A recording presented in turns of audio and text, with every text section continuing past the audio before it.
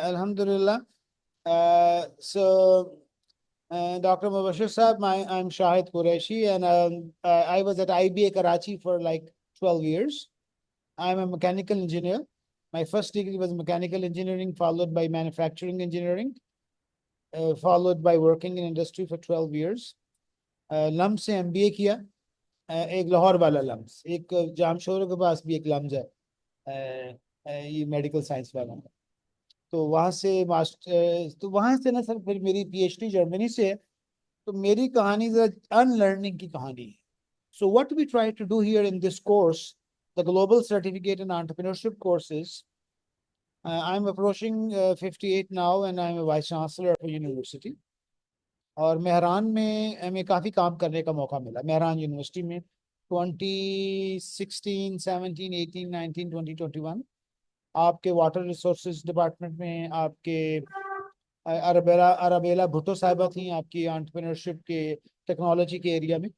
So we have been working with them on actually the unlearning thing, actually the unlearning thing which we had to go through was, Mubashir bhai, कि generally जो हमारे पढ़े लिखे लोग हैं, जो scientist हैं या इंजीनियर्स हैं, वो ये एक्सपेक्ट करते हैं कि रिसोर्सेज होंगे तो काम होगा, दफ्तर होगा, लेबॉर्ट्री होगी, पैसे होंगे, फंडिंग होगी, तो हम फिर काम करेंगे।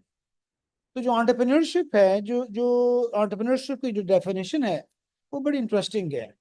एंटरप्रेन्योरशिप की डेफिनेशन ये है, pursuing an opportunity irrespective of the availability of resources. Resources वालेकुम। हो या कम हो, इसकी परवाह ना करना, और जो तुम्हारे बस में है वो शुरू कर देना। तो ये जो माइंडसेट है, ये मुझे पढ़ना पड़ा, और ये मुझे अनलर्निंग करनी पड़ी अपनी बैचलर्स को, मास्टर्स को, MBA को।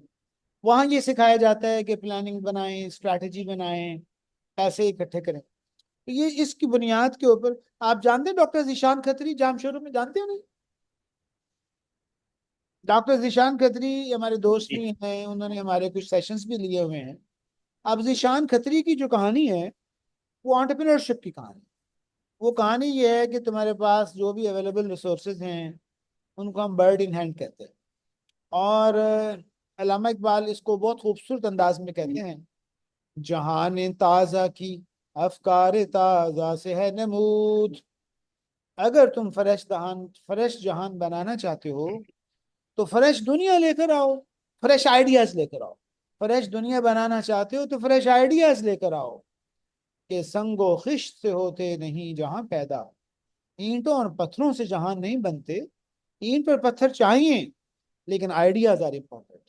तो आज हमने आपको जहमत दी है, आपको माशाल्लाह बुलाया है, माशाल्लाह इसलिए कि अल्लाह ताला आपको हमारे लिए, उम्मत मुस्लिमा के लिए, और आपको माशाल्लाह रहमत बनाए। और जैसे निशान खत्री हैं, ऐसे आप हैं। आपने थोड़ी चीज़ों के या रिसोर्सेज जो भी थे, उन्हीं के अंदर रहते हुए कैसे एक नई दुनिया बनाई, और कैसे आपने माशाल्लाह अपना, अल्लाह ने आपको मुकाम दिया। और तो ladies and gentleman, once again, Bhalwal से जनाब हुजैफा साहब from Bhalwal has joined in, Anas from UAE has joined in, माशाल्लाह। हमारे ग्रुप 2 के लोग, अपने जरा ग्रुप में जरा एक वेकअप कॉल दे दीजिए अपना हुजैफा भाई। हुजैफा भाई वेकअप कॉल दे दें कि please join in, our guest has arrived. और हमारे ग्रुप 1 वाले भी, उनको भी कॉल कर दीजिए please. So, and that was a quick introduction to the DSQ School of Entrepreneurship. Mubashar भाई, हमारा एक ड्रीम थी। उस ड्रीम के तहत हम ये चाहते हैं कि पाकिस्तान की 200 यूनिवर्सिटीज, उनके वाइस चांसलर्स, उनके डीन्स और उनके PhDs, और पाकिस्तान के जितने भी कॉलेजेस और स्कूल प्रिंसिपल्स हैं, उनको इस जो शेर है अल्लामा इकबाल का, जहान ताज़ा की अफकार ताज़ा से है नमू, ये उन तक पहुंचाएं। There is a very interesting curriculum and course which has been designed, अल्हम्दुलिल्लाह। और अल्लाह ताला ने करम किया कि वो किसी को भी, तो ये आपको भी हमने इसी सिलसिले में बुलाया है कि आपसे हम सीखे। तो मुबशिर साहब जो हैं इस वक्त, सर आयरलैंड में बैठे, सर यहीं हैं जहाँ से आपको जी। दिखा रहे हैं सर। जी जी, आयरलैंड में हूँ। सो जनाब, ये इस वक्त ये आपका मुंस्टर टेक्नोलॉजिकल यूनिवर्सिटी हियर, थोड़ी देर में। It's right, okay, thank you. यहीं पर ही है sir, at the G tip of. बिल्कुल जी। तो जनाब हम इस वक्त आपकी जो ऑडियंस है, इंशाल्लाह hopefully people will be joining, they will be mostly from Pakistan, hopefully people from Afghanistan, Indonesia, UK, Portugal, Holland, Germany, United States, Cuba। Cuba में आई थिंक सुबह हो रही होगी, तो इस कोर्स में कुछ लोग क्यूबा से भी हैं जी। So hopefully people will be joining इंशाल्लाह। Zara Sahiba welcome from Islamabad. Yahya Sahab UK से आ चुके हैं माशाल्लाह। साद रहमान साहब welcome. So I would like to once again and go further and sir ये आप ही की यूनिवर्सिटी है सर? जी जी। ये सेंटर में सर ये क्या बना हुआ है सर? ये गार्डन सा है, जैसे हॉर्टिकल्चर आप समझ सकते हैं। ओके, माशाल्लाह माशाल्लाह। सो ये कोई सिंबल है, कोई कोई is this depicting something some? नहीं नहीं, ये बस एक ये आर्किटेक्चरल डिजाइन है। ओके गोल्ड में एक, यानी सर्कल के अंदर एक हमारी बिल्डिंग है एडमिनिस्ट्रेशन की, उसके बीच में थोड़ा सा ये गार्डन सा बनाया हुआ है। माशाल्लाह।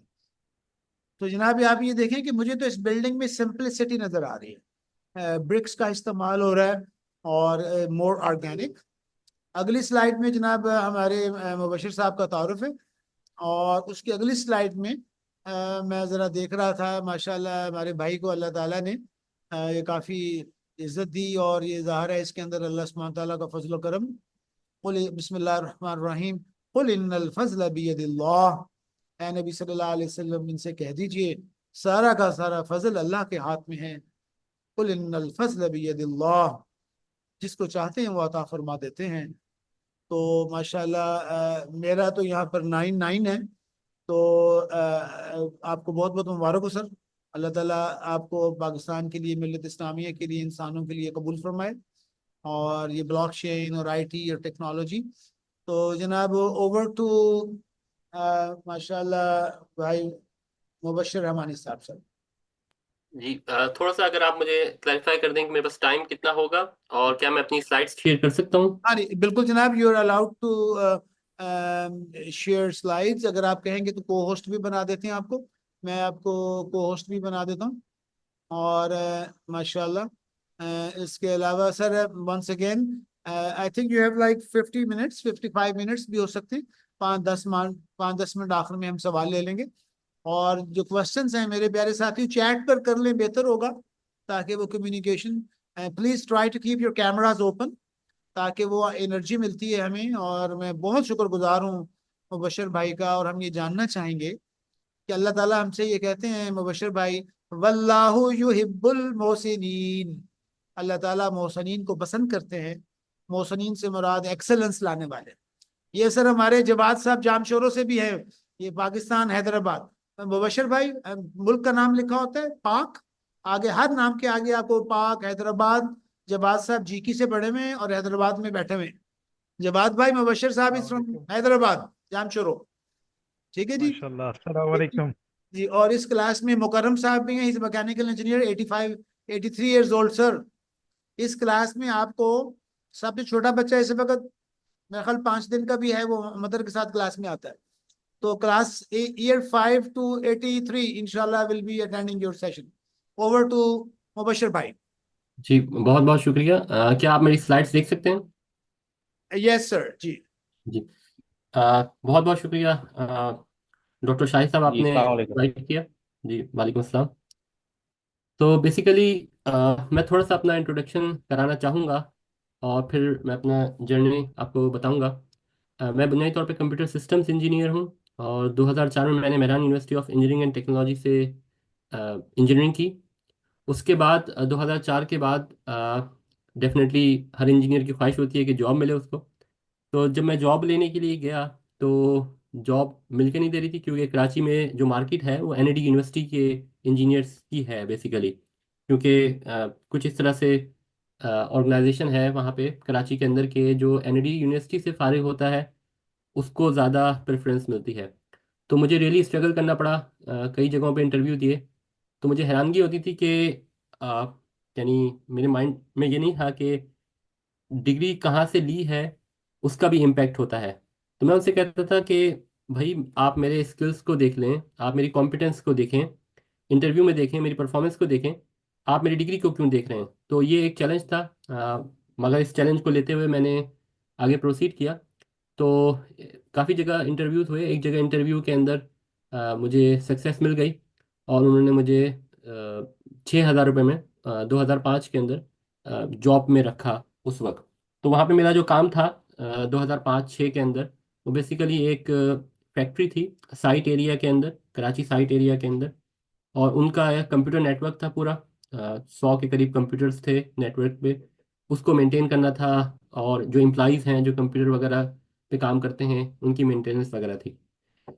तो मैंने जॉब वहाँ पे शुरू की। तो मुझे बहुत अफसरदगी होती थी। तो मैं बुजुर्गों वगैरह से पूछता था, मशवरे करता था कि क्या वजह है कि मैंने पहले सोचा था कि मैं इंजीनियर बनूंगा तो तकरीबन 40-50 हज़ार रुपये मुझे तनख्वाह मिलेगी, और अभी आपने मुझे मशवरा दिया है कि बस कोई भी जॉब हो, यानी अपनी फील्ड के अंदर, उसको इख्तियार करो सब्र सब्र और शुक्र के साथ। तो इसकी क्या वजह है? तो वो वजह बस यही कहते थे कि आप मसरूफ़ रहेंगे, मसरूफ़ रहेंगे और आपको अपना एक्सपीरियंस मिलेगा, उसके साथ साथ आप एक्स्ट्रा टाइम के अंदर आगे अपनी शोबे के अंदर बढ़ने की कोशिश करें। तो मैंने उनके मशवरों पे अमल किया, और उसके साथ साथ फिर मैं अपनी स्किल्स को बढ़ाता रहा। नेटवर्किंग की सर्टिफिकेशंस और नेटवर्किंग कंप्यूटर नेटवर्क्स के अंदर मैंने अपनी एक्सपर्टीज़ डेवलप की। जैसे डिफरेंट सर्टिफिकेशंस होती हैं सिस्को की और माइक्रोसॉफ्ट वगैरह की। उसके बाद फिर हायर एजुकेशन कमीशन ने स्कॉलरशिप अनाउंस की। वो masters MPhil leading to PhD की स्कॉलरशिप थी। तो उसमें अल्हम्दुलिल्लाह मुझे सिलेक्शन हो गई और मैं फ़्रांस चला गया। फ्रांस में मैंने एमएस किया 2008 के अंदर, यूनिवर्सिटी पीआरएन में, यूनिवर्सिटी पाकी सूद के अंदर। और ये जो मास्टर्स था ये नेटवर्क्स एंड टेलीकम्युनिकेशन के अंदर था, कंप्यूटर नेटवर्क्स एंड टेलीकम्युनिकेशन। उसके बाद मैंने वहीं से 2009 के अंदर, यानी 2008 के अंदर से आखिर में मैंने पीएचडी शुरू की, और 2011 के अंदर मेरी पीएचडी कंप्लीट हुई। मेरी PhD university Pierre and Marie Curie, France की ये बेहतरीन यूनिवर्सिटी में से एक यूनिवर्सिटी है, उसकी कंप्यूटर साइंस लेबॉर्ट्री के अंदर पीएचडी की। और वहाँ पे जो मेरा टॉपिक था वो कॉग्निटिव रेडियो नेटवर्क्स था। कॉग्निटिव रेडियो नेटवर्क्स समझ लें कि एक ऐसे कंप्यूटर नेटवर्क्स हैं या ऐसे मोबाइल फ़ोन नेटवर्क्स हैं या मोबाइल फ़ोन्स हैं जिनके अंदर इंटेलिजेंस होती है। और ये बेसिकली इसका मिलिट्री में ज़्यादा यूज़ है। अभी इसको कमर्शलाइज किया जा रहा है, और यानी आम आवाम के लिए भी इसको इस्तेमाल किया जाता है। मिलिट्री में अगर आप देखें, जो किसी मुल्क की फ़ौज होती है उसमें एक सिग्नल कोर होता है। सिग्नल कोर का काम ये होता है कि जितने भी आपके रेजिमेंट्स हैं या जितने भी डिफरेंट सेगमेंट्स हैं, उनको आपस में कम्युनिकेट करवाना। मिसाल के तौर पे बिहाइंड द एनिमी लाइंस अगर फौज गई हुई है, तो अब वो दुश्मन तो अपना कम्युनिकेशन नेटवर्क प्रोवाइड नहीं करेगा। वहाँ पे मिलिट्री ने जाके अपना कम्युनिकेशन नेटवर्क इस्टेब्लिश करना है। वो कम्युनिकेशन नेटवर्क सिक्योर होना चाहिए, उसमें कोई यानी उसमें रिजिलियंस होनी चाहिए, और वो हर किस्म के साइबर अटैक से महफूज होना चाहिए। और वो क्विकली डिप्लॉयबल होना चाहिए, डिप्लॉय भी क्विक होना चाहिए। और अगर उसको आप जल्दी से वाइंड अप करना चाहें, उसको लेके एक जगह से दूसरी जगह मूव करना चाहें, तो पोर्टेबल भी होना चाहिए। तो पूरा सिग्नल स्कोर होता है मिलिट्री के अंदर, जिसके पास कॉग्निटिव रेडियो की कैपेबिलिटी होती है। कॉग्निटिव रेडियो ये होता है कि एक ऐसा मोबाइल फ़ोन जो कि आपके यानी इन्वायरमेंट के अंदर फ्रीक्वेंसीज को सेंस करे, और जो फ्रीक्वेंसीज उस वक्त अवेलेबल ना हो उनको इस्तेमाल करते हुए कम्युनिकेशन नेटवर्क इस्टेब्लिश कर दे। तो ये बुनियादी कोर कॉन्सेप्ट है। इसके अंदर इंटेलिजेंस होती है। हमारे पास नॉर्मल जो मोबाइल फ़ोन होता है, जब हम उसके अंदर सिम लगाते हैं तो पहले वो चेक करता है कि उस सिम से एसोसिएट मोबाइल फ़ोन कंपनी के सिग्नल आ रहे हैं कि नहीं आ रहे। और फिर उसके साथ वो बीएससी या बीटीएस से आपका कम्युनिकेशन इस्टेब्लिश करता है। इसको एक इस तरह से समझ लें कि जैसे आपके पास रेडियो होता है, तो रेडियो पे आपके पास एक बटन होता है, फ्रीक्वेंसी आप उसको ट्यून करते हैं। एफएम, जैसे एफएम है 90, फिर 91, 92, तो आप ट्यून कर रहे होते हैं अपने रेडियो को, रिसीवर को, और मुख्तलिफ सिग्नल्स आप रिसीव कर रहे होते हैं। या आप टेलीविज़न की एग्जांपल ले लें। जब पहली मरतबा आप टेलीविज़न लेके आते हैं और उसके साथ एंटीना लगाते हैं, तो आप पहली मरतबा चैनल्स को ट्यून करते हैं, चैनल्स को सेंस करते हैं। तो आप देखते हैं कि वो हर फ्रीक्वेंसी पे जाके चैनल्स को सेंस कर रहा होता है, फिर तमाम चैनल्स आपको लिस्ट अवेलेबल आ जाती है। तो इसी को अगर आप एडवांस फॉर्म में कर लें तो इसकी एडवांस फॉर्म कॉग्निटिव रेडियो बन जाती है, जिसके अंदर बहुत ज़्यादा इंटेलिजेंस होती है। इसमें आर्टिफिशियल इंटेलिजेंस के एल्गोरिथम्स भी हम यूज़ करते हैं, और बुनियादी पर्पज़ यही है कि फ्रिक्वेंसीज को इस्तेमाल करते हुए कम्युनिकेशन की जाए। तो ये मेरा जो है पीएचडी का टॉपिक था। उसके बाद फिर मैंने पोस्ट डॉक्टरेट किया। मेरा post doctorate wireless sensor networks पे था। वायरलेस सेंसर नेटवर्क पे मैं आपको मिसाल दे देता हूँ कि दुश्मन के इलाकों में जब हमें कोई मॉनिटरिंग करनी होती है या कोई भी चीज़ देखनी होती है, तो उसके लिए जैसे C-130 है या कोई और हैवी जो है एरोप्लेन है, उसकी मदद से बहुत ही छोटे छोटे टाइनी टाइनी सेंसर्स जो होते हैं वो दुश्मन के इलाके में बिछा दिए जाते हैं, और वो मुख्तलिफ़ किस्म के फिनोमेनास को डिटेक्ट करते हैं, मिसाल के तौर पर वॉइस को या कोऑर्डिनेट्स को या मूवमेंट को, और वो डाटा अपने पास सेव करते हैं। अब प्रॉब्लम ये है कि ये सेंसर्स चूंकि बहुत ज़्यादा तादाद में डिप्लॉय किए जाते हैं, ये इनएक्सपेंसिव होते हैं, और इनके अंदर से हमें डाटा कलेक्ट करना होता है। अब डाटा कलेक्ट करने के लिए अगर हम कोई छोटा सा ड्रोन भेजते हैं तो वो कम एल्टीट्यूड पे फ्लाइट करेगा, और कम एल्टीट्यूड पे फ्लाइट करेगा तो वो AK-47 से ही हिट हो जाएगा। तो प्रॉब्लम ये है कि किस तरीके से हमारा जो ड्रोन है वो दुश्मन के इलाके में कम से कम टाइम स्पेंड करे, और ज़्यादा से ज़्यादा जो एरिया है उसको कवर करते हुए वहाँ से इंफॉर्मेशन कलेक्ट करके लेके आए। तो इस तरह से और भी टॉपिक्स थे उसके अंदर, पोस्ट डॉक्टरेट के अंदर। तो मैंने पोस्ट डॉक्टरेट किया। फिर चूंकि मैं HEC की स्कॉलरशिप पे गया था, हायर एजुकेशन कमीशन, तो मैंने बॉन्ड साइन किया था कि मैं वापस आके पाकिस्तान में 5 साल सर्व करूँगा। तो डेफिनेटली पीएचडी के बाद मेरा भी दिल चाहा और कि मैं फ्रांस ही रुक जाऊं, मुझे वहाँ पे परमानेंट जॉब भी मिल गई थी। तो और इमिग्रेशन वगैरह भी चांसेस थे। तो मैंने उलमा इकराम से मशवरा किया, तो उन्होंने कहा आपने बॉन्ड में क्या लिखा है। मैंने कहा बॉन्ड में मैंने जो साइन किया है वो ये साइन किया है कि आइदर मैं जो हूँ 5 साल वापस आऊँगा, 5 साल पाकिस्तान में सर्व करूँगा, या फिर जो पैसे हुकूमत पाकिस्तान ने टैक्स पेयर्स मनी मुझ पर इन्वेस्ट किया है वो पेनल्टी के साथ वापस करूँगा। वो तकरीबन 1 करोड़ रुपए बनते हैं उस ज़माने के लिहाज से। तो मैंने HEC वालों से बात की कि भाई मेरा दिल है रुकने का, और मैं चाहता हूँ कि मुझे कैरियर आगे नज़र आ रहा है यहाँ पे, मैं रुक जाऊँ। तो उन्होंने कहा कि आप पैसे वापस कर दें बॉन्ड की दूसरी शिप के मुताबिक। तो मैंने कहा इतने पैसे तो मैं वापस नहीं कर सकता। तो फिर मैंने उलमा इकराम से मशवरा किया, तो उलमा इकराम ने ये कहा कि आप ये नहीं करें, आप वापस आएँ, आपने जो वादा किया है हुकूमत पाकिस्तान से वो पूरा करें, और वापस आके पाकिस्तान में सर्व करें। तो फिर मैंने अल्लाह का नाम लेके जो है अब वहाँ पे जो मेरी परमानेंट जॉब थी, हो चुकी थी, उसको छोड़ा, सब कुछ चीज़ें छोड़ के फिर जो है मैं वापस पाकिस्तान आया, और पाकिस्तान में मेरे पास अपॉर्चुनिटीज़ थी काफ़ी सारी जगहों पे। मैंने वहाँ पे फिर सेलेक्ट किया वाह कैंट। वाह कैंट इस्लामाबाद से थोड़ा सा आगे है, और वहाँ पे जो है मैंने as as an assistant professor department of electrical engineering COMSATS university को ज्वाइन किया, और वहाँ पे मैंने 5 साल सर्व किया। वो वहाँ पे 5 साल सर्व करने के बाद फिर मैं जो है आयरलैंड आ गया। मेरा बॉन्ड पूरा हो चुका था। फिर मैं आयरलैंड आके मैंने एक मरतबा फिर पोस्ट डॉक्टरेट किया, तो 2 मरतबा मैंने पोस्ट डॉक्टरेट किया। और फिर मैंने यहाँ पे मैनचेस्टर टेक्नोलॉजिकल यूनिवर्सिटी को ज्वाइन किया as a lecturer department of computer science. तो अभी मैं यहाँ पे ही पढ़ा रहा हूँ। तो ये थोड़ा सा मेरा एजुकेशनल और प्रोफेशनल बैकग्राउंड है। जहाँ तक मेरी साइंटिफिक अचीवमेंट्स का ताल्लुक है, तो जस्ट क्विकली आपको समराइज कर रहा हूँ कि 8 बुक्स मेरी पब्लिश हो चुकी हैं, जिनमें से जो पब्लिशर्स हैं वो highly reputable scientific public publishers हैं, और इनके पास पब्लिश करना बहुत यानी मुश्किल काम होता है। ये मेरी एक बुक है, ब्लॉकचेन पे टेक्स्ट बुक है, जो स्प्रिंगर वालों की तरफ से छपी है, और दीगर जगहों पे भी मेरी बुक्स CRC प्रेस US के अंदर। इसके अलावा एक और बुक है मेरी डीप जनरेटिव मॉडल्स पे, ये एडिटेड बुक है। तो मैंने टेक्स्ट बुक भी लिखी है और एडिटेड बुक्स भी हैं। तो ये थोड़ा सा बुक्स का तारुफ है। इसके अलावा मैं काफ़ी सारे मुझे अल्हम्दुलिल्लाह साइंटिफिक अचीवमेंट्स के अवार्ड्स मिले हैं, जिनमें बेस्ट पेपर अवार्ड्स इंटरनेशनली भी मिले हैं और लोकली हायर एजुकेशन कमीशन की तरफ से भी। और इसके अलावा मैं काफ़ी सारी जगहों पे सर्व कर रहा हूँ, यानी दुनिया के जो टॉप रैंक जर्नल्स हैं कम्युनिकेशंस की फील्ड में या कंप्यूटर साइंस की फील्ड में, अगर आप टॉप 10 जर्नल्स निकालें तो उनमें से बड़े नंबर 1 2 3 रैंकिंग के जर्नल्स के अंदर मैं एज एन एरिया एडिटर सर्व कर रहा हूँ।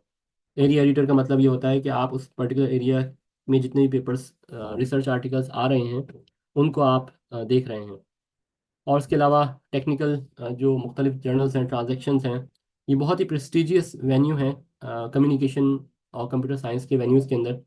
इसमें अगर कोई बंदा सिंपल एक आर्टिकल भी लिख ले, मिसाल के तौर पर IEEE transaction on green communication network में अगर कोई बंदा एक आर्टिकल छाप ले तो उसको डायरेक्टली PhD की डिग्री अवार्ड कर दी जाती है, इतनी प्रेस्टिजियस ये वेन्यूज़ हैं। और यहाँ पे एक आर्टिकल पब्लिश करना एक ड्रीम होता है किसी रिसर्चर या साइंटिस्ट का। तो यहाँ पे मैं अल्हम्दुलिल्लाह ना सिर्फ ये कि मैंने पब्लिकेशंस की भी हैं, बल्कि साथ साथ मैं यहाँ पे editorial बोर्ड के अंदर भी कर रहा हूँ कभी, और स्प्रिंगर के भी, और IEEE और सेवियर के भी। मुझे मेरी खिदमत में जो है काफ़ी सारे अवार्ड्स भी मिले हैं, इवन एडिटोरियल अवार्ड्स भी मिले हैं। ये सिग्निफिकेंट कॉन्ट्रीब्यूशंस की वजह से, एडिटोरियल एक्टिविटीज़ की वजह से मुझे ये कम्युनिकेशन सोसाइटी की तरफ से अवार्ड मिला है।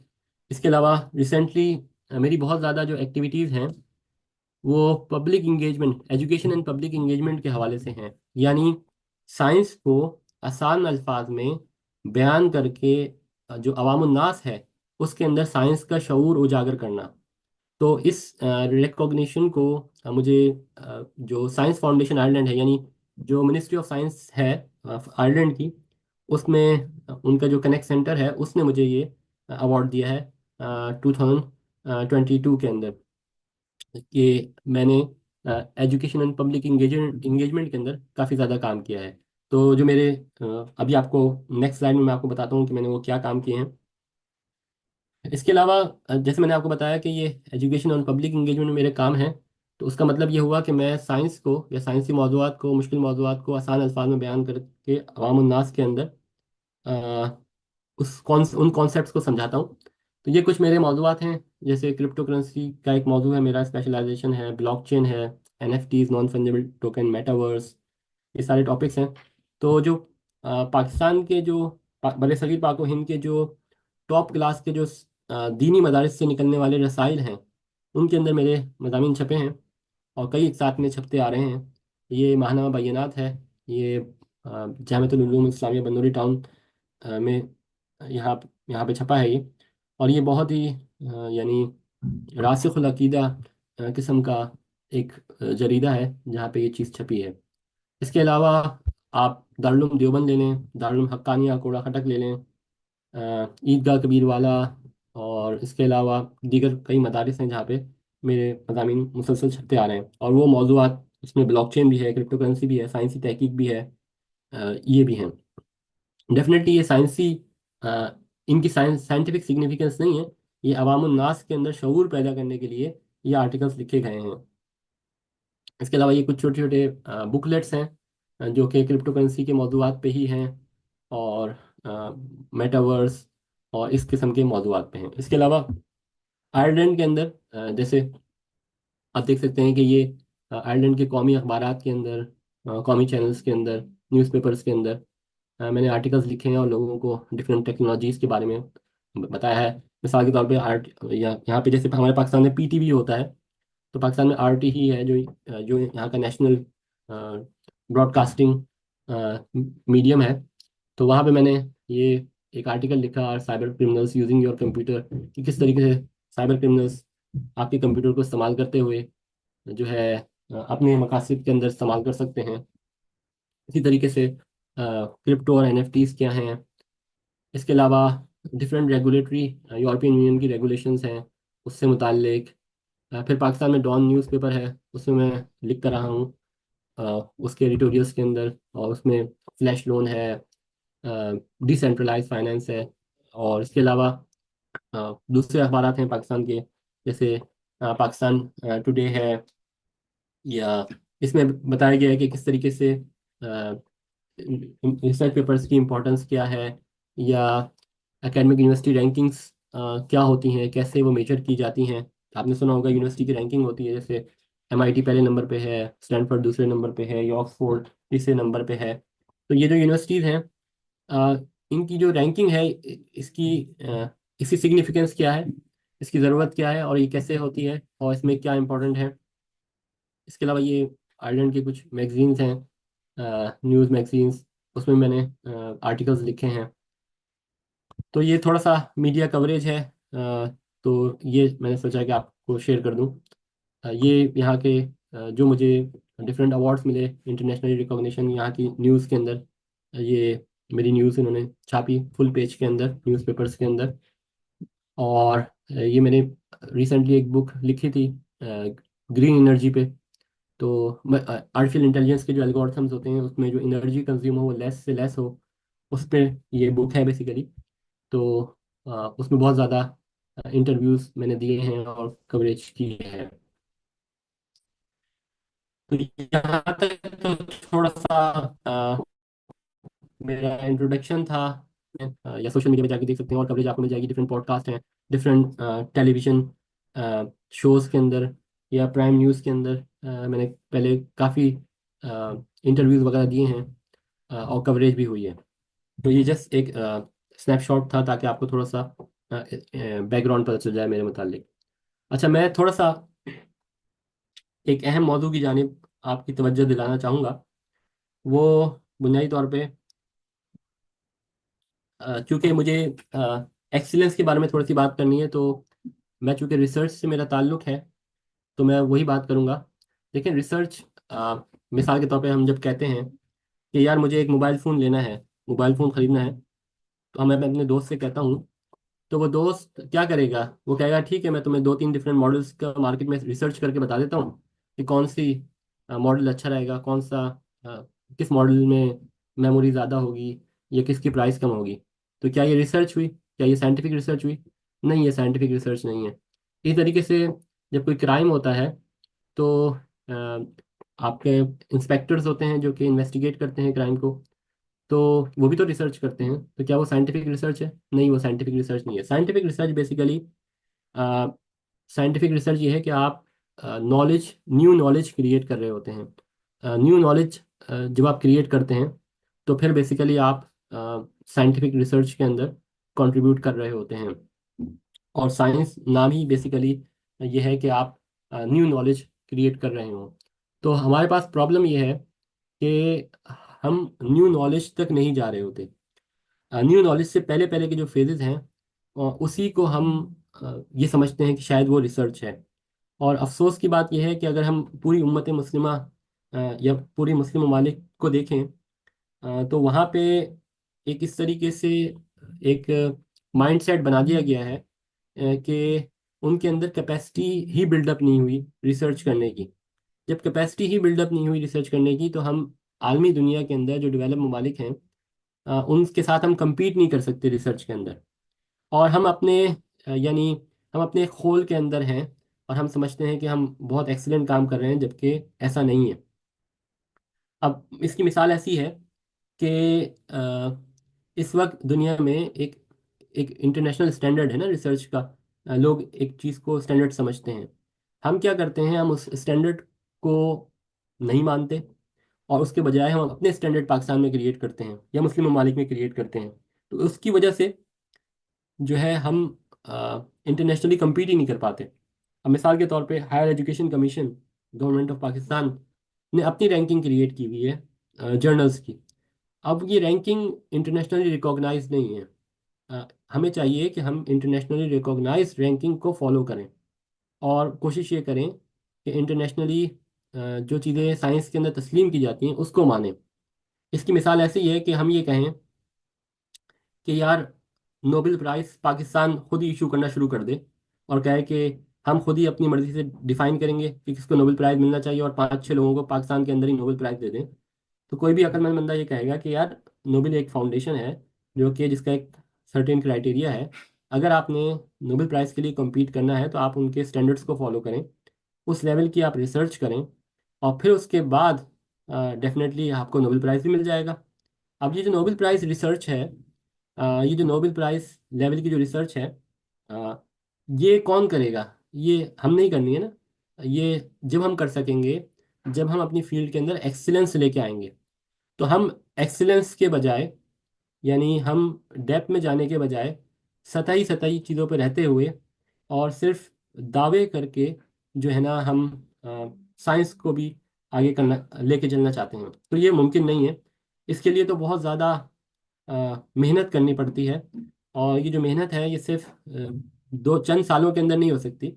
इसके लिए तो आप पूरी पूरी ज़िंदगी खपानी पड़ती है फील्ड के अंदर, अगर आपने एक्सपर्टीज़ लेके आनी है। तो मैं जस्ट आपको एक कुछ एग्जांपल देता हूँ। देखें, कोविड 19 के बारे में आप जानते ही हैं।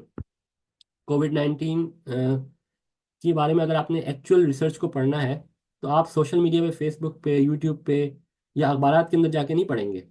आपने अगर उस मौजू पे तहकीक करनी है और उस मौजू के आप एक्सपर्ट बनना चाहते हैं और उस मौजू पे तहकीक कर रहे हैं, तो आप फिर ये जो जैसे फाइजर बायोएनटेक एक वैक्सीन है, अब इसकी जो रिसर्च है, एक्चुअल रिसर्च, ये छपी है नेचर जर्नल के अंदर। अब नेचर जर्नल जो है ना, वो वन ऑफ द बेस्ट और प्रेस्टिजियस जर्नल है साइंटिफिक कम्युनिटी के अंदर। उसको जाके हम पढ़ेंगे। जो एक और वैक्सीन है, ऑक्सफोर्ड एस्ट्राजेनेका वैक्सीन, उसमें जो उसकी जो इन्वेंशन हुई, उसमें जो एक्सपेरिमेंटेशन हुई, वो जो रिजल्ट्स छपे हैं, वो द लैंसेट जर्नल के अंदर छपे हैं।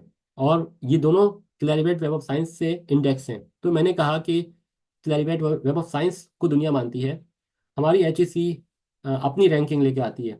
तो ये दोनों एग्जांपल्स हैं बेसिकली कोविड 19 से मुतालिक, कि अगर हमने कोविड 19 से मुतालिक रिसर्च करनी है, तो हम इन वेन्यूज़ पे जाएंगे, इनको पढ़ेंगे।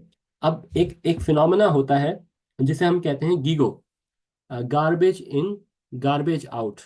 यानी इसको मैं मुहज़्ज़िब अल्फाज में ये कहूँगा कि अगर हम अच्छा मटेरियल पढ़ेंगे, अच्छे लोगों के साथ रहेंगे और अच्छे ऑथर्स को पढ़ेंगे, अच्छी साइंटिफिक रिसर्च पढ़ेंगे, तो हमारी कैपेसिटी बिल्डअप होगी।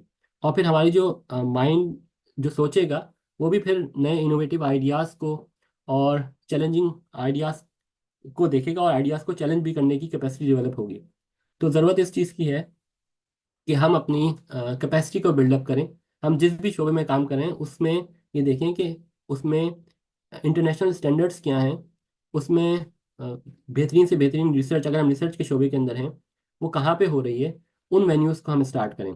तो कोविड 19 की जो रिसर्च है, बुनियादी तौर पे ये जो छपी है, वो रिसर्च पेपर्स के अंदर छपी है, साइंटिफिक रिसर्च आर्टिकल्स।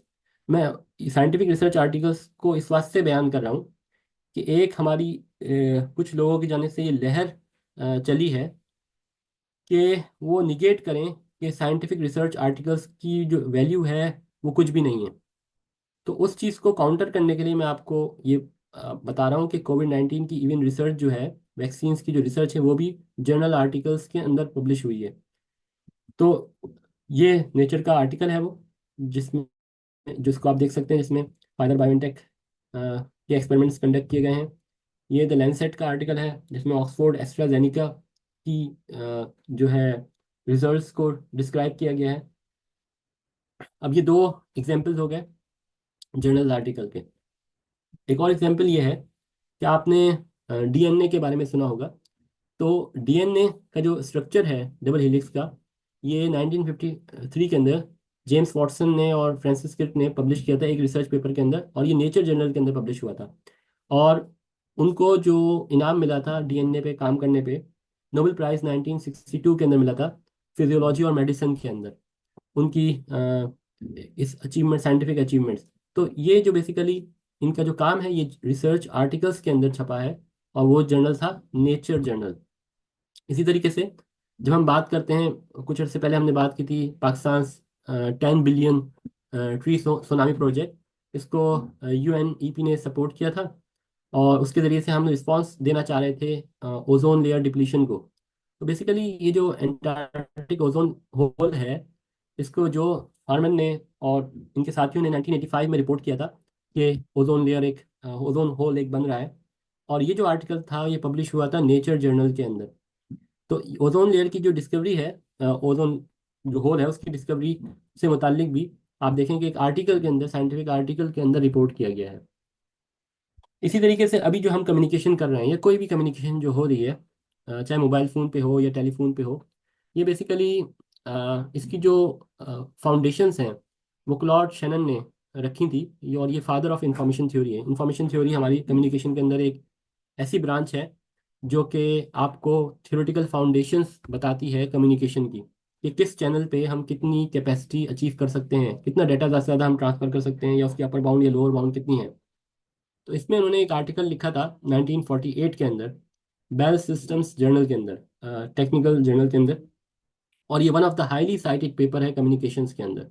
और ये फाउंडेशंस प्रोवाइड करता है कि किस तरीके से हमने कम्युनिकेशन करनी है। तो ये पेपर भी जो है, ये भी बेसिकली कम्युनिकेशन जितनी भी हम देख रहे हैं इसकी जो इजादात हैं वो भी सारी रिसर्च पेपर्स के थ्रू ही कम्युनिकेट हुई हैं। इसी तरीके से अभी रिसेंटली कुछ अर्से पहले हिग्स बोसन एक एलिमेंट्री पार्टिकल है, उसको इजाद किया गया। ये ग्रेटेस्ट डिस्कवरीज हैं साइंस की। और ये सर्न जेनेवा के अंदर इसका एक्सपेरिमेंट कंडक्ट हुआ। और इसी जो डिस्कवरी से मुतालिक जो डिटेल्स थी वो एल्सेवियर का फिजिक्स लेटर्स बी जर्नल के अंदर पब्लिश हुई। यानी इतना बड़ा जो है ग्रेटेस्ट डिस्कवरी है आर्टिकल की, यानी पार्टिकल की, और उसको भी हम रिपोर्ट कर रहे हैं रिसर्च आर्टिकल के अंदर। इसी तरीके से एंटीबॉडीज़ के बारे में आपने सुना होगा। एंटीबॉडीज़ को जो रिपोर्ट किया गया वो 1975 के अंदर रिपोर्ट किया गया नेचर जर्नल के अंदर, और उसके बेसिस पे नोबेल प्राइज़ अवार्ड हुआ फिजियोलॉजी और मेडिसिन के अंदर 1984 के अंदर। हम लोग इंटरनेट यूज़ करते हैं। इंटरनेट पे जो प्रोटोकॉल हम यूज़ करते हैं वो TCP IP transmission control protocol, internetting protocol हम यूज़ करते हैं। और जो ये जो प्रोटोकॉल है बेसिकली ये विंटन सर्फ ने और बॉब कैन ने डेवलप किया था। और अगेन इसकी जो रिपोर्टिंग है साइंटिफिक आर्टिकल्स के अंदर वो ट्रांजैक्शंस ऑन कम्युनिकेशन और एल्सेवियर कंप्यूटर नेटवर्क जर्नल के अंदर 1974 और 1983 के अंदर की गई।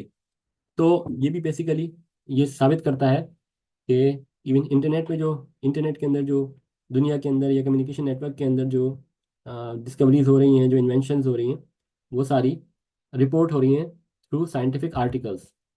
इसी तरीके से आप टाइप करते हैं www.google.com या कोई और डोमेन नेम आप टाइप करते हैं, तो ये डोमेन नेम सिस्टम है डीएनएस इसको कहते हैं।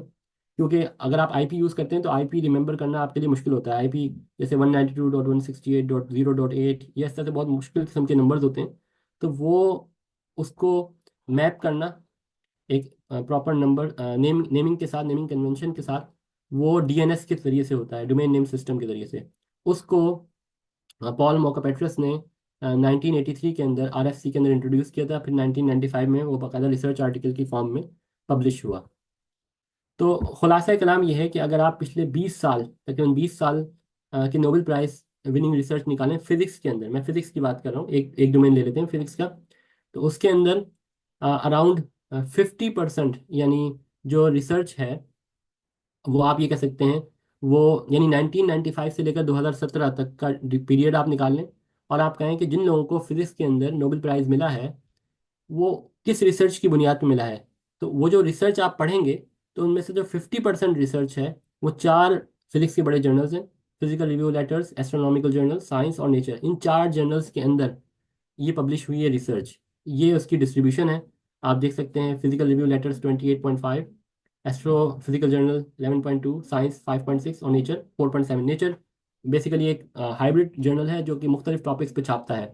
तो आप ये देख सकते हैं कि जिनको नोबेल प्राइज मिल रहा है वो भी जो साइंटिफिक रिसर्च कर रहे हैं उसको रिसर्च आर्टिकल्स की फॉर्म में पब्लिश कर रहे हैं। तो साइंटिफिक आर्टिकल्स को पब्लिश करना ये साइंस के लिए, एडवांसमेंट ऑफ नॉलेज के लिए बहुत ज़रूरी है। अब प्रॉब्लम ये है कि अगर हम इन आर्टिकल्स को पढ़ेंगे नहीं और यहाँ पे छापेंगे नहीं तो हम ये समझेंगे कि आर्टिकल तो सिर्फ एक फ़ोन कॉल पे रिसर्च, एक आर्टिकल जो होता है वो फ़ोन कॉल पे पब्लिश हो जाता है। एक फ़ोन करो दोस्त को, एक जर्नल है कराची के अंदर, एक जर्नल है लाहौर के अंदर, फ़ोन करें जी, एक हफ्ते के अंदर 20,000 रुपये दें, एक आर्टिकल छप जाएगा। तो ये तो साइंटिफिक आर्टिकल नहीं हुए ना। हम जो जब साइंसदान साइंटिफिक आर्टिकल्स की बात करते हैं तो वो इन साइंटिफिक आर्टिकल्स की बात करें जिनमें जेन्युइन रिसर्च हो रही है, जिसमें एक्सीलेंस ऑफ रिसर्च को शो किया जा रहा है। तो अगर आप फिजिक्स के शोबे में हैं तो फिजिक्स के शोबे में अगर आप कंट्रीब्यूट करना चाहते हैं तो बजाय इसके कि आप जो है ना पाकिस्तान की किसी यूनिवर्सिटी या किसी दूसरे मुल्क की किसी लो लेवल जर्नल के अंदर जो है ना आप अपना आर्टिकल पैसों के ज़रिए से छापें और उसको लो क्वालिटी का हो, आप ये करें कि आप निकालें कि इस वक्त फिजिक्स के शोबे के अंदर टॉप के जो साइंटिफिक जर्नल्स हैं उनकी रैंकिंग क्या है, और वो रैंकिंग बाकायदा JCR के अंदर इशू होती है। और फिर आप उस रैंकिंग के हिसाब से जो है जर्नल्स को सेलेक्ट करें टॉप 10 टॉप 20 के अंदर, और उसके अंदर आप अपनी साइंटिफिक रिसर्च को पब्लिश करें। यकीन जाने, अ, अगर कोई बंदा फिजिक्स के डोमेन में काम कर रहा है तो उसका ड्रीम होता है कि 10 साल 15 साल बाद वो एक आर्टिकल इन किसी जर्नल्स में छाप दे। तो ये इतना आसान काम तो नहीं है, वरना तो इसमें तो प्रॉपर रिसर्च करनी पड़ती है ना। मैं अगर कंप्यूटर साइंस के शोबे का हूँ, तो मैंने जो शुरू में जिन जर्नल्स का आपको बताया, उन जर्नल्स में छापने के लिए ट्रांजैक्शंस ऑन कॉग्निटिव कम्युनिकेशन या ट्रांजैक्शन ऑन कम्युनिकेशन में छापने के लिए तो 3 3 साल 4 4 साल की रिसर्च चाहिए होती है। और उसके बाद एक आर्टिकल आता है। Number of articles doesn't count कि आपकी कितनी पब्लिकेशन हैं। आपने क्वालिटी वर्क करना होता है जिसका इम्पैक्ट हो सोसाइटी पे, जिसका इम्पैक्ट हो साइंटिफिक जो है नॉलेज डिसिमिनेशन के अंदर। तो इस सारी बात का खुलासा ये हुआ कि जब भी हम साइंस की बात करेंगे तो साइंस के अंदर हम ये देखें कि हमारे जो साइंस के शोबे हैं, इस 21 से ऊपर शोबे हैं, उस शोबे के अंदर जिस शोबे में भी हम काम कर रहे हैं, अगर साइंटिस्ट हैं और रिसर्चर हैं, तो उस शोबे में टॉप क्वालिटी की रिसर्च कहाँ पे हो रही है, और वहाँ पे उस रिसर्च को हम पढ़ेंगे और उस रिसर्च के वेन्यूज पे ही हम छापेंगे। अब इसी से हमें ये भी पता चलता है कि जो हमारे पाकिस्तान की जो यूनिवर्सिटीज़ हैं वो बहुत लेवल के अंदर नीचे हैं। अगर टॉप 100 यूनिवर्सिटीज या टॉप 50 यूनिवर्सिटीज वर्ल्ड वाइड निकाली जाए तो कोई भी उसमें पाकिस्तानी यूनिवर्सिटी नहीं आती। तो क्यों नहीं आती? हम लोग क्या कर रहे हैं कि हम वो कैपेसिटी ही डेवलप नहीं कर रहे साइंटिस्ट की और रिसर्च की, और हम रिसर्च को समझ ही नहीं रहे, हम वो पढ़ ही नहीं रहे। क्योंकि उसमें तो ऐसा नहीं होता कि 1 महीने के अंदर 2 3 महीने के अंदर हमारा कोई आर्टिकल पब्लिश हो जाए। उसमें तो आपको सालों सालों लगना पड़ता है और प्योर रिसर्च करनी पड़ती है, टाइम लगाना पड़ता है। और उसमें रिसोर्सेज की ज़रूरत नहीं है। हमने रिसोर्सेज की बात की, जैसे बर्ड इन हैंड की बात हुई। तो उसमें कंप्यूटर साइंस के डोमेन के अंदर आप अगर थ्योरेटिकल रिसर्च कर रहे हैं तो उसमें आपको कोई भी रिसोर्सेज की ज़रूरत नहीं है। आपको तो सिर्फ टाइम लगाना है, और टाइम लगा के आपने वो रिसर्च करनी है। उसमें आपको रिसर्च रिसोर्सेज की ह- यानी मैं कह सकता हूँ कि कुछ भी ज़रूरत नहीं है, सिर्फ एक कंप्यूटर होना चाहिए और इंटरनेट का कनेक्शन अगर वो हो, और उसके बाद आप अपने सारे काम उसमें कर सकते हैं। तो प्रॉब्लम ये है कि हमारी कैपेसिटी ही बिल्डअप नहीं होने दी जा रही। तो हम जब हम कैपेसिटी डेवलप करेंगे और जब हम पढ़ेंगे अच्छे मटेरियल को, हम जिस भी शोबे से ताल्लुक़ रखते हैं, मिसाल के तौर पे अगर हम एंटरप्रेन्योरशिप से ताल्लुक़ रखते हैं, तो हम ये निकालें कि यार एंटरप्रेन्योरशिप के अंदर या मार्केटिंग के अंदर या मैनेजमेंट साइंसेज के अंदर टॉप क्वालिटी की जो रिसर्च है वो किन जर्नल्स के अंदर हो रही है, टॉप 10 क्वालिटी के जर्नल्स कौन से हैं। अगर MIT के अंदर हो रही है या स्टैनफोर्ड के अंदर हो रही है, तो वो लोग किन वेन्यूज़ में छाप रहे हैं। उन जब वेन्यूज़ में जो पब्लिश रिसर्च है उसको जब हम पढ़ेंगे तो हमारा माइंड थोड़ा सा ओपन होगा कि यार वो ये लोग रिसर्च करते हैं, इस तरह से उनकी मेथडोलॉजी है। और फिर हमारी कैपेसिटी इंक्रीज होगी। अगर हम लो लेवल की चीज़ें पढ़ेंगे तो हम कहाँ फंस जाएंगे, गीगो में फंस जाएंगे, गार्बेज इन गार्बेज आउट। हम लो लेवल की रिसर्च पढ़ेंगे, फिर हमारी इंटेलेक्चुअल कैपेसिटी नहीं बढ़ेगी और हम समझेंगे कि इस पूरी दुनिया रिसर्च बस यही कर रही है। तो सबसे पहले ज़रूरत यह है कि हम अपने जिस शोबे के अंदर भी काम कर रहे हैं उस शोबे के अंदर हमारे हमें ये हुनर आ जाए कि उसमें टॉप क्वालिटी रिसर्च को आइडेंटिफाई करना आ जाए। अगर हमें वो आइडेंटिफाई करना आ गया, मैंने बताया कि क्लैरिवेट वेब ऑफ साइंस हर साल उसको आइडेंटिफाई करके लिस्ट छापता है कि ये टॉप क्वालिटी की रिसर्च ये जर्नल्स हैं पूरी दुनिया के इन इन फील्ड्स के। अब हमारी HEC तो उसको मानती ही नहीं है, उसको एक्सेसिबिलिटी ही नहीं देती उसको, और अपनी अपनी रैंकिंग बना रही है। तो मैं ही नहीं कह रहा कि हम HEC से या हुकूमत पाकिस्तान से लड़ पड़े। हम चूंकि हम पाकिस्तान में अगर हम रहते हैं तो डेफिनेटली हमें उनके रूल्स को फॉलो करना है। मगर वो कहीं ये नहीं कहते कि आप अच्छी रिसर्च ना करें। वहाँ पे चूंकि इस तरह से निज़ाम है, डिफरेंट कैटेगरीज उन्होंने बना दी हैं, W category, Y category, X category. तो उसके अंदर भी जो हाईएस्ट क्वालिटी की कैटेगरी है वो इस कैटेगरी के अंदर आ जाती है। तो हम अच्छी क्वालिटी की रिसर्च करें, और हुकूमत पाकिस्तान भी हमें मना नहीं करेगी। मगर उसमें जो है ना, हमें बहुत ज़्यादा अपने आप को लगाना पड़ेगा, उसमें अपने आप को खपाना पड़ेगा। और उसमें जो है ना, जितनी भी रिसोर्सेज अवेलेबल हैं उन्हीं रिसोर्सेज को रहते हुए हम अगर इखलास के साथ काम करें, हमारी नीयत ये होनी चाहिए कि हमने अपनी मुल्क व मिल्लत की खिदमत करनी है, हमने अपने शोबे के अंदर महारत हासिल करनी है, और साइंस के अंदर पूरी दुनिया के अंदर अगर हम साइंस में काम कर रहे हैं तो नाम पैदा करना है। तो ये बेसिकली एक छोटा सा खुलासा था। और मैं एक और चीज़ आपको एंड में शेयर करना चाहूँगा, वो ये कि अ, अ, ये ये हाईली साइटेड रिसर्चर्स, मुझे ये 3 साल, पिछले 3 साल से मुझे हाईली साइटेड रिसर्चर का एजाज़ मिला है। तो हाईली साइटेड रिसर्चर्स बेसिकली वो होते हैं जो कि जिनकी रिसर्च को अगर पिछले 10 साल की आप रिसर्च ले लें, यानी एक डिकेड लॉन्ग रिसर्च आप लेंगे, और इस वक्त पूरी दुनिया के अंदर अगर 80 80 लाख रिसर्चर्स हैं, साइंटिस्ट हैं, डिफरेंट साइंटिफिक एरियाज के अंदर, केमिस्ट्री, बायोलॉजी, उनके अंदर, तो उन सब के रिसर्च आर्टिकल्स को आप गैदर करेंगे, और उसके बाद आप फील्ड वाइज उसमें से टॉप 1% को निकालेंगे। 10 साल का आपका विंडो होनी चाहिए। और उसके बाद जो जैसे मिसाल के तौर पर मैंने आपको एमआईटी का शेयर किया, कि एमआईटी के जब बंदे इस लिस्ट के अंदर आते हैं, तो एमआईटी बाकायदा उसको एक्नॉलेज करता है। ऑक्सफोर्ड यूनिवर्सिटी बताती है कि हमारे पास इतने बंदे जो हैं हाईली साइटेड रिसर्चर हैं। और इसी तरीके से जब हम यूनिवर्सिटी की रैंकिंग करते हैं ना, जब हम कहते हैं कि क्यूएस वर्ल्ड रैंकिंग है या फला रैंकिंग है यूनिवर्सिटी की, तो उसके अंदर देखें आप, अगर आपका कोई बंदा यूनिवर्सिटी का, उसको नोबेल प्राइज़ मिलता है, तो 10% वेटेज उसको मिलती है। अगर कोई आपका फैकल्टी एलमनाई है, तो 20% वेटेज मिलती है। अगर आपके पास कोई हाईली साइटेड रिसर्चर है आपकी यूनिवर्सिटी के अंदर, तो 20% वेटेज उसके अंदर मिलेगी। मिसाल के तौर पे एक यूनिवर्सिटी है, ए यूनिवर्सिटी, उसके पास एक नोबेल प्राइज विनर फैकल्टी है, तो 100 में से उसको जो है 20 मार्क्स मिल जाएंगे। दूसरी यूनिवर्सिटी, उसके पास कोई Nobel prize winner faculty member नहीं है, तो उसको 0 मिलेगा। तो इस तरीके से अगर आप यूनिवर्सिटी ऑफ ऑक्सफोर्ड को के बारे में कहते हैं, या एमआईटी या स्टैनफोर्ड, या आप किसी और यूनिवर्सिटी, यूनिवर्सिटी ऑफ ओटावा के बारे में कहते हैं कि भाई ये इनकी रैंकिंग हाई है, तो ये रैंकिंग क्राइटेरिया है। एक रैंकिंग क्राइटेरिया मैं आपको शेयर कर रहा हूँ जिसके अंदर वेटेज ऐसे दी जाती है। तो अब हम, अगर हम हमारे पास जो है, हम ऐसी नोबेल प्राइज विनिंग रिसर्च नहीं कर रहे या ऐसी सॉलिड साइंटिफिक रिसर्च नहीं कर रहे, तो हम उस रैंकिंग के अंदर आ ही नहीं सकते। तो खैर, ये हाईली साइटेड रिसर्चर भी इस रैंकिंग के अंदर आप देख सकते हैं। इस तरह से ये जैसे कैम्ब्रिज के अंदर था, ये इनके पास जब हाईली साइटेड रिसर्चर आते हैं, ऑक्सफोर्ड है, ये हार्वर्ड है, यूसी डेविस है, कॉर्नेल यूनिवर्सिटी है, यूनिवर्सिटी ऑफ मेलबर्न ऑस्ट्रेलिया है, तो ये यूसीडी है आयरलैंड के अंदर, एक और यूनिवर्सिटी आयरलैंड के अंदर है। अब मैं जैसे आपको बता रहा हूँ कि आयरलैंड एक छोटा सा मुल्क है, इसके अंदर टोटल 33 साइंटिस्ट और रिसर्चर्स हैं जो कि इस लिस्ट के अंदर आए। और उनमें से कंप्यूटर साइंस के डोमेन के अंदर मुझे अल्लाह पाक ने तौफीक दी कि मैं आया। अच्छा, अब अगर आप एरिया वाइज, यानी 20 एरियाज, 21 एरियाज हैं साइंस के, उनको अगर आप निकालें, एग्रीकल्चर साइंसेज है, केमिस्ट्री है, माइक्रोबायोलॉजी है, मैथमेटिक्स है, तो कंप्यूटर साइंस के अंदर पूरी दुनिया के अंदर सिर्फ 124 साइंटिस्ट हैं जिनको ये हाईली साइटेड रिसर्चर की रिकॉग्निशन मिली है इंटरनेशनली। सिर्फ 124। पाकिस्तान में कोई भी नहीं है, ठीक है। आयरलैंड में सिर्फ एक मैं बंदा हूँ, यानी आयरलैंड भी कोई बड़ा मुल्क नहीं है, कोई डेवलप कंट्री नहीं है, एक छोटा सा एक कंट्री है। मगर मैं आपको हैरान कुन जो बात बताना चाह रहा हूँ, वो ये कि यूएस के अंदर अलोन 2600 हाईली साइटेड रिसर्चर्स हैं।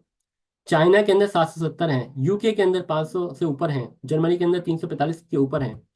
और अगर आप यूनिवर्सिटी वाइज चेक करें, सिर्फ अकेले हार्वर्ड यूनिवर्सिटी के अंदर 188 हाईली साइटेड रिसर्चर्स हैं, स्टैनफोर्ड के अंदर 106।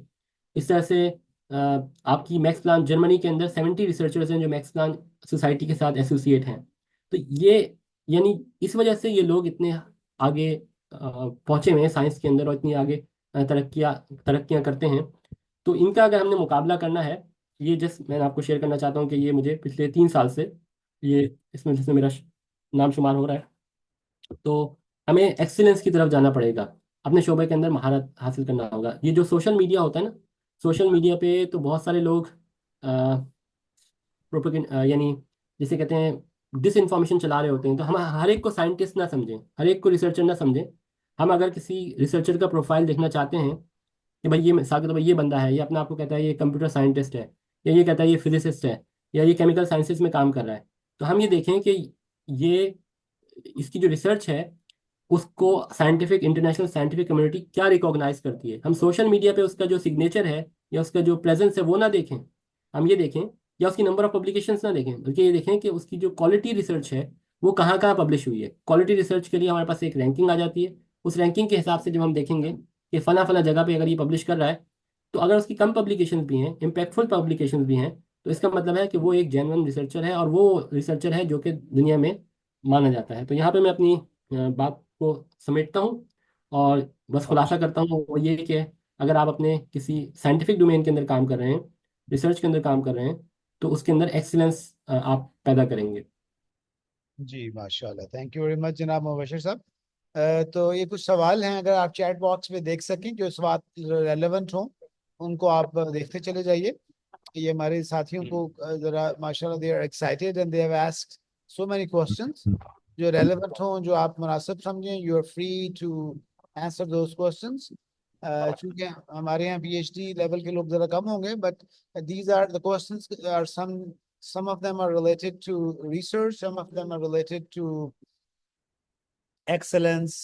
For example, हमारे साथ रहमान साहब ने सवाल पूछा है कि excellence और competence are the same thing or are they different in your point of view? जी, मैं वन बाय वन करके सारे क्वेश्चंस को ऊपर से ले लेता हूँ। तो यहाँ पे पहले तो इंट्रोडक्शन हुआ हुआ है सियालकोट का। ब्लॉक क्वेश्चन कुछ लिखा नहीं है यहाँ पे। ब्लॉकचेन से मुतालिक पहला क्वेश्चन है कि book is this book available in Pakistan. जी, जो उर्दू वाली बुक्स हैं या इंग्लिश में जो आर्टिकल्स हैं, ये तो आप ब्राउज कर सकते हैं, और जो दूसरी बुक्स हैं वो आपको अमेजोन से मिल सकती हैं। पाकिस्तान में वैसे हाँ, अब अवेलेबल नहीं है वो, या यूनिवर्सिटी की लाइब्रेरीज के तहत आप उनको ले सकते हैं। फिर ये है, which armies have benefited from your research, against which armies. ये अ, इसमें मैं क्या जवाब दे सकता हूँ? From where you can get, ये आप अमेजोन से देख सकते हैं बुक्स के अंदर। अच्छा, देखें, कॉम्पिटेंस और एक्सीलेंस का जहाँ तक ताल्लुक है, तो अ, अगर आप अपने आप को एक शोबे के अंदर माहिर बनाते हैं, और उसमें बहुत ही आगे तक चले जाते हैं, ठीक है, तो उसके लिए कोई पैमाना होना चाहिए। और वो पैमाना, आप वो पैमाना लें जो कि इंटरनेशनली साइंटिफिक कम्युनिटी के अंदर जो है ना एक्सेप्टेबल हो। वो पैमाना ज़्यादा आपको यानी बेहतर पैमाना रहेगा। मिसाल के तौर पे अगर आप साइंस में काम कर रहे हैं, तो साइंस के अंदर कुछ पैमाने हैं। मिसाल के तौर पे नोबेल प्राइज़ विनिंग अवार्ड है। तो नोबेल प्राइज़ विनिंग एक ऐसा जो है पैमाना है जिसके तहत आप देख सकते हैं कि किसकी रिसर्च को रिकॉग्नाइज किया गया। लाजमी नहीं है कि हर एक को नोबेल प्राइज़ मिले, मगर नोबेल प्राइज़ के साथ साथ जो है और भी बहुत सारे फील्ड मेडल्स होते हैं और एक्सीलेंस अवार्ड्स होते हैं, जिनके बेसिस पे आप उसको देख सकते हैं। तो जहाँ तक ताल्लुक है एक्सीलेंस और कॉम्पिटेंस का, तो आप सिंपल टर्म्स में तो कह सकते हैं कि भाई हाँ भाई, ये बंदा कॉम्पिटेंट है, इसको ये चीज़ें आती हैं, और ये अपनी फील्ड के अंदर जो है एक्सीलेंस रखता है। मगर अगर आप थोड़ी सी गहराई में जाएं, तो फिर आप उसको डिस्टिंग्विश कर सकते हैं, और एक्सीलेंस को आप थोड़ा सा हाई लेवल डिग्री कह सकते हैं कॉम्पिटेंस लेवल की। माशाल्लाह। तो मुबशिर साहब जी, एक हुमना साहब क्वेश्चन करें लाहौर से जी। Humna, you want to ask a question? Yes, sir. Assalamu alaikum. जी वालेकुम सलाम। Okay. Ji Sir, basically I have two questions. The first one is that कि मेरा मानना ये है कि research is a mindset. Whether you are considering research in computer science, some sort of university, or even research in practical marketing. So मैं इस point of view से कह रही हूँ कि like I've done data analysis के courses, business intelligence के courses by myself, and it's kind of like a learning experience for me.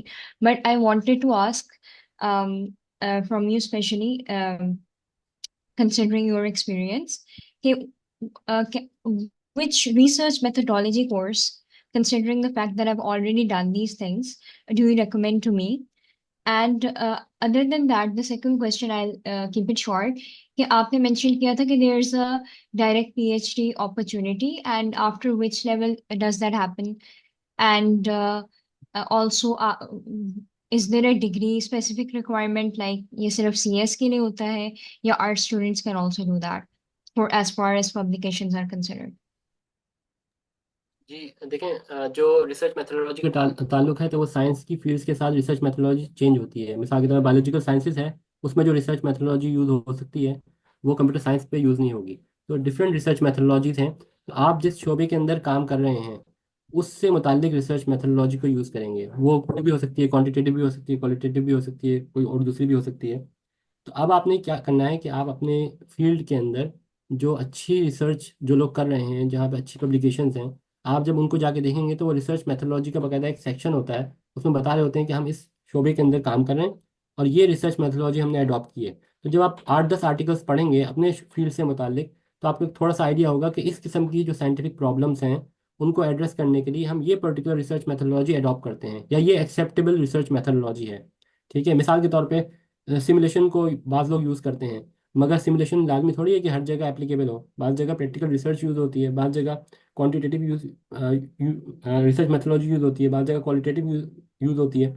तो आप ये देखें कि आपका जो रिसर्च इंटरेस्ट है वो किस डायरेक्शन में है, और वहाँ पे जो इंटरनेशनल रिसर्च हो रही है वो कौन सी रिसर्च मेथोडोलॉजी को अडॉप्ट करें, फिर आप उसी को आप सीखना शुरू करें, और उसको जो आइडेंटिफाई करेंगे वो आप उन रिसर्च आर्टिकल्स के ज़रिए से करेंगे। और फिर आप कोई text book research research methodology की ले लीजिए, उससे मुतालिक वो आपको फर्दर डिटेल बता देगी।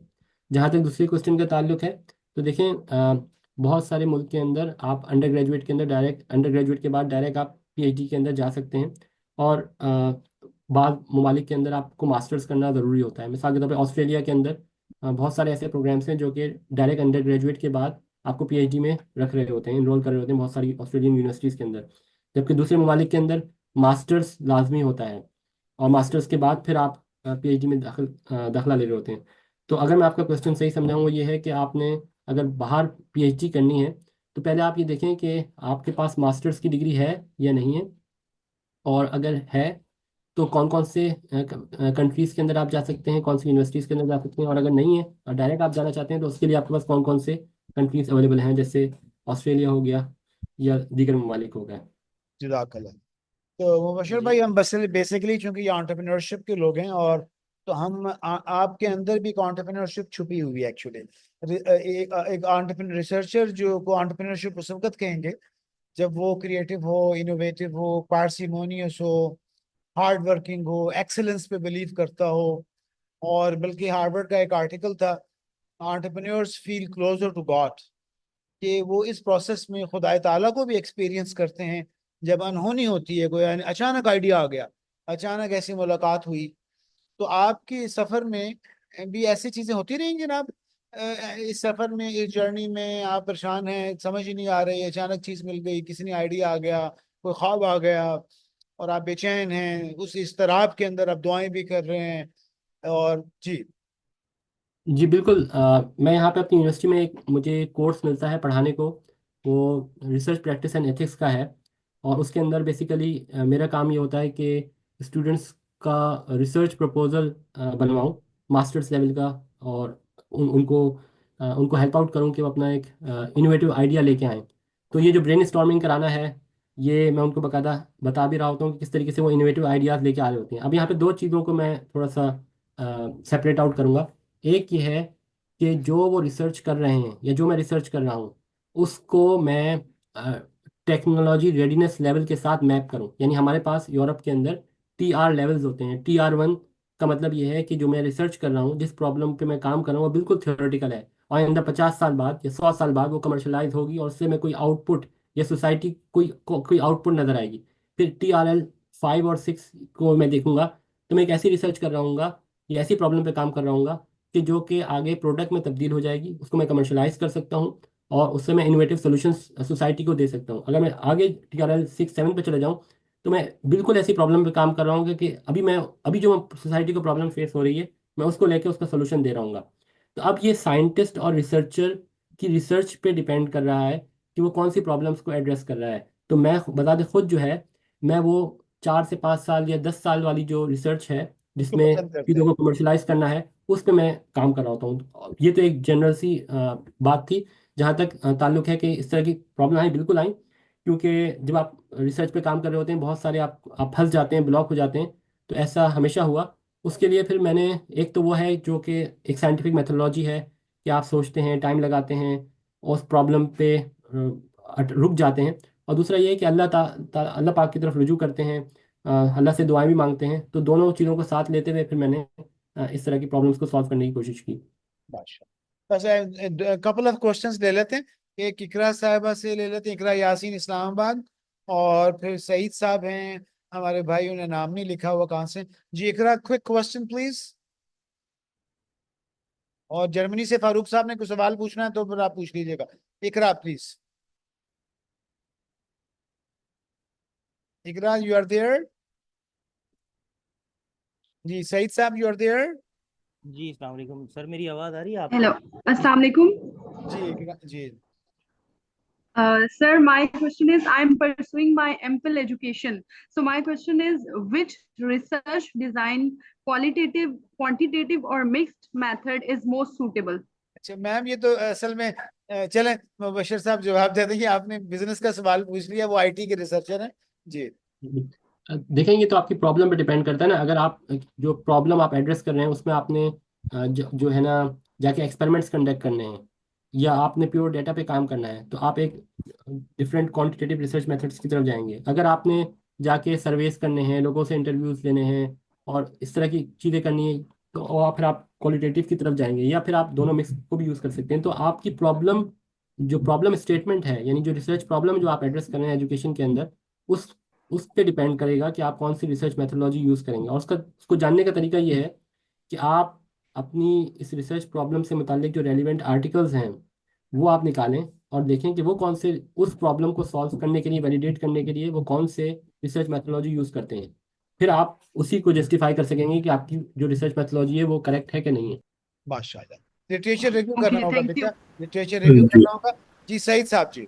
जी, अच्छा चले। आ रही जी, मेरी आवाज़ आ रही है आपको? जी ऊंची बोलें, जरा जरा कम है लेकिन ऊंची बोलिए। जी मेरी आवाज़ आ रही है आपको? जरा कम है, लाउड जी जी लाउड प्लीज। हाँ जी जी। मेरा नाम मोहम्मद सईद है, मैं कराची से बात कर रहा हूँ। अच्छा, मेरा सवाल ये कि लास्ट ईयर आपका मुफ्ती तारिक मसूद से पॉडकास्ट हुआ था, जिसमें आपने बिटकॉइन के हवाले से शरई हैसियत और उसके बारे में बताया था कि ये फिजिबल नहीं है शरई तौर पे, क्योंकि उसकी फिजिकल इन्वेंट्री या फिजिकल जो फाइनेंस से रिलेटेड है, हम उसके ऊपर जो है पेमेंट्स वगैरह कर नहीं सकते। लेकिन जिस तरह से दुनिया यहाँ पे प्रोग्रेस कर रही है, तो मुझे ये लग रहा है कि हम जो है फोर्सफुली अडॉप्शन ऑफ बिटकॉइन की तरफ चले जाएंगे, यानी दुनिया हमारे शरई तौर पे या इस्लामी तौर पे उस मौक़िफ़ को नहीं उसको एड्रेस करेगी। तो क्या हम जैसे शरीयत का एक है ना रूल समझ लीजिए कि अगर दो मुश्किलें आती हैं, एक छोटी मुश्किल और एक बड़ी मुश्किल, तो इसमें ऐसा है कि हम छोटी मुश्किल को अडॉप्ट कर लेते हैं क्योंकि दोनों हालत नजस में होते हैं। तो मेरा ये सवाल है कि क्या हम जो है, अगर दुनिया हमें हमारे मौक़िफ़ को ये नहीं करती बिटकॉइन, तो हम बिटकॉइन उस हवाले से यूज़ कर सकते हैं पेमेंट्स में, या गवर्नमेंट उसमें रेगुलेशंस करके उसमें अपने पेमेंट्स के हवाले से आ सकती है ताकि आईएमएफ के हम उससे निकल सकें। जी, देखें इसमें समझने की बात यह है कि सिर्फ रेगुलेशन काम नहीं करेगी मुसलमानों के लिए। मैं मुसलमानों के तनाजुर में बात कर रहा हूँ, और ये मैं अपनी बात नहीं कर रहा, ये मैंने मुफ्तियान इकराम से कंसल्ट किया, और मुफ्तियान इकराम ने जो मुझे बताया वो मैं आपको यहाँ पे बयान कर रहा हूँ। देखें, इस वक्त यूरोप के अंदर या अमेरिका के अंदर या ऑस्ट्रेलिया के अंदर रेगुलेशन बनी हुई है, शराब जायज़ है, आप पी सकते हैं, ठीक है। या इसी तरीके से और बहुत सारी चीज़ें हैं, गैम्बलिंग है वो जायज़ है। तो सिर्फ रेगुलेशन, हुकूमत की रेगुलेशन होना या हुकूमत की तरफ से इजाज़त मिलना मुसलमानों के लिए ये यानी इजाज़तनामा नहीं होगी। मुसलमानों के लिए किसी भी चीज़ को इस्तेमाल करना या हलाल या हराम का फ़ैसला हज़रात मुफ्तियान इकराम कुरान और सुन्नत की रोशनी में देख के बताते हैं। अब ये जो बिटकॉइन है ना, उसके मुतालिक या जो भी जितनी भी क्रिप्टो करेंसीज वगैरह हैं, तो इसके मुतालिक इसको अगर आप साइंटिफिकली देखेंगे ना, तो साइंटिफिकली जो इकोनॉमिस्ट हैं या जो फाइनेंशियल एक्सपर्ट्स हैं, वो इसको करेंसी कंसिडर ही नहीं करते, क्योंकि करेंसी के अंदर कुछ सिफात होती हैं, जैसे मीडियम ऑफ एक्सचेंज हो गया, स्टोर ऑफ वैल्यू हो गया, या यूनिट ऑफ अकाउंट हो गया।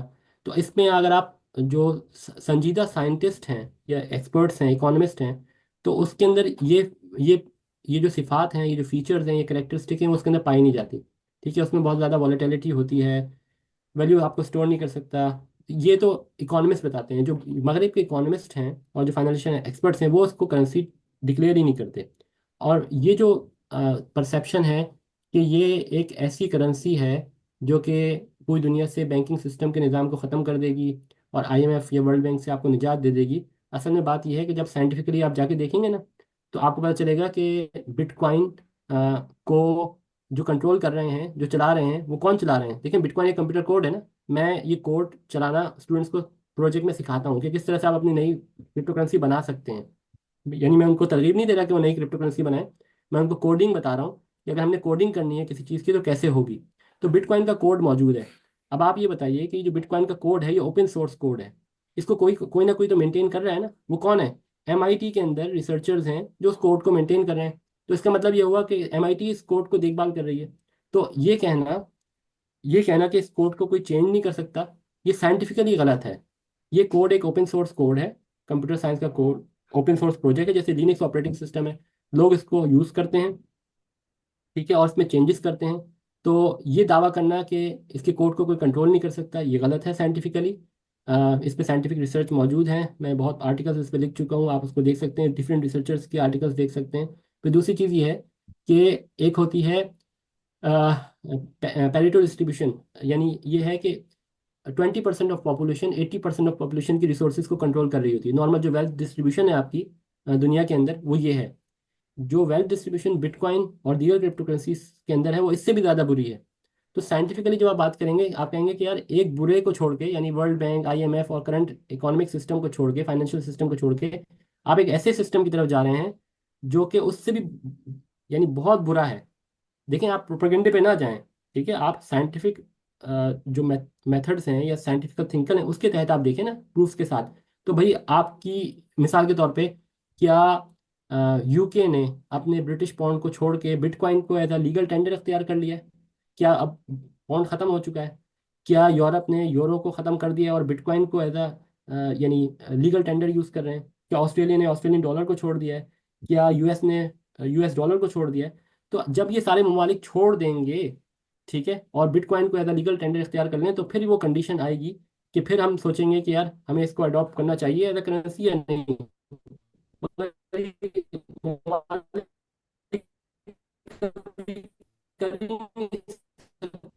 करेंगे जिनके बारे में आप जानते ही नहीं हैं। तो इसमें डिटेल में मैंने काफ़ी कुछ लिखा है, आप उसको अगर पढ़ लें तो उसमें आपको ये बात और ज़्यादा ठीक है, ओके जी, क्विक क्वेश्चंस फारूक जी साहब जनाब। जी फारूक जी साहब। जी जी मुबशर भाई, पहले तो बहुत शुक्रिया, बहुत जबरदस्त आपका इंट्रोडक्शन रहा।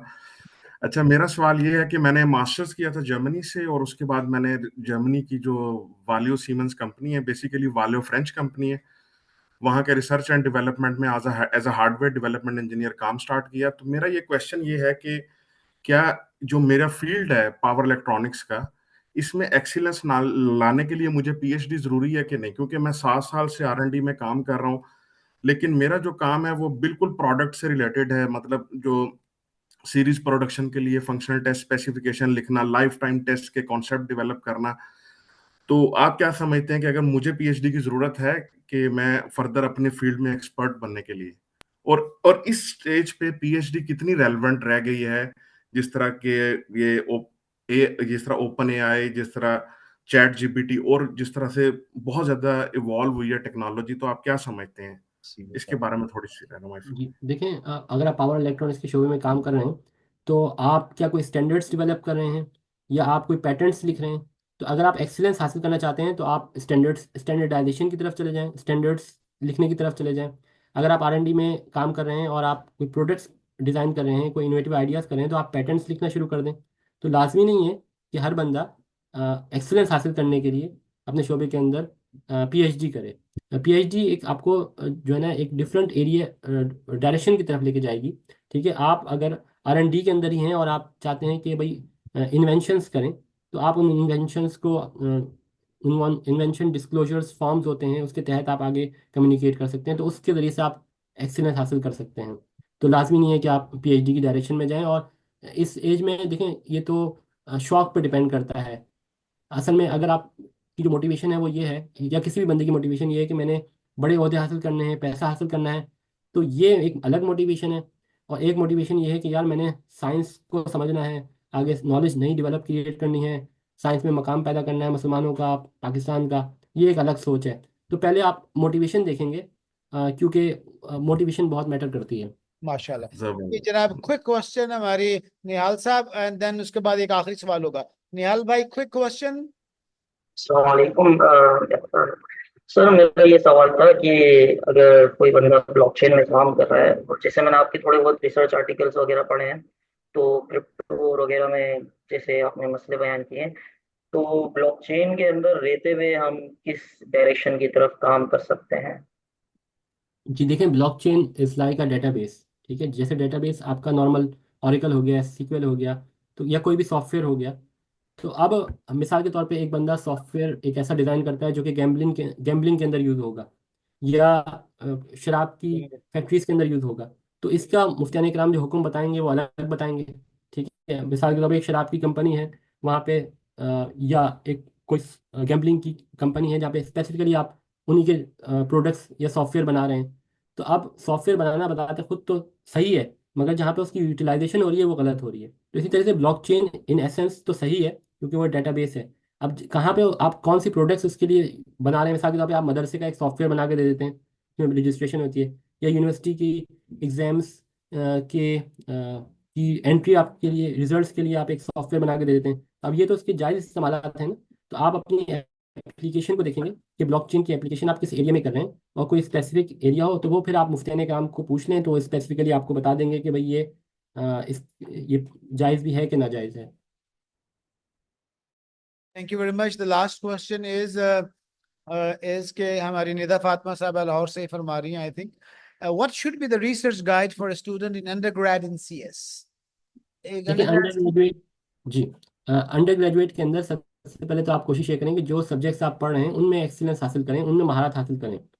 ऐसा ना हो कि मिसाल के तौर पे एक बंदा है 4 आउट ऑफ CGPA 2.5 CGPA आ रही है, प्रोग्रामिंग लैंग्वेज उसको सी या C# या .NET या ये कोई प्रोग्रामिंग लैंग्वेज जावा वगैरह आती नहीं है, और वो फिर एक्स्ट्रा कोर्सेज करके जो है ना रिसर्च को सीख रहा है। तो ये मुनासिब नहीं होगा। यानी एक होता है हाल का अमर, इस वक्त अल्लाह का क्या हुक्म है और हुजूर पाक सल्लल्लाहु अलैहि वसल्लम का क्या तरीका है। तो जब हम जो चीज़ कर रहे होते हैं उसमें हम ये देखें कि उस हाल का अमर क्या है। यानी जो चीज़ हम कर रहे हैं, आप अंडर ग्रेजुएट डिग्री कर रहे हैं कंप्यूटर साइंस के अंदर, तो उसमें कुछ कोर्सेज हैं। सबसे पहले उन कोर्सेज को तो अच्छी तरह समझें।